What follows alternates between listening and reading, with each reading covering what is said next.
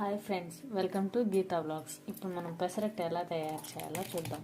2 కప్పుల పెసరపప్పు, 1 కప్పు బియ్యం తీసుకొని ముందుగా ఓవర్ నైట్ నానబెట్టేసుకోవాలి. ఇవి మెత్తగా గ్రైండ్ చేసుకోవాలి. కొద్దిగా పచ్చిమిర్చి, కొద్దిగా అల్లం వేసేసుకొని మెత్తగా గ్రైండ్ చేసేసుకోవాలి. మెత్తగా గ్రైండ్ చేసేసానమాట.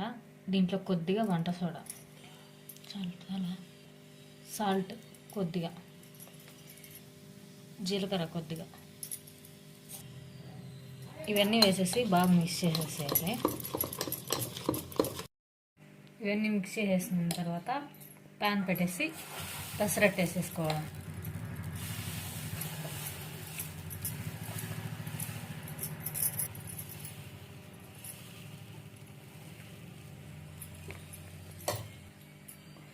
కొద్దిగా ఆయిల్ వేయాలి.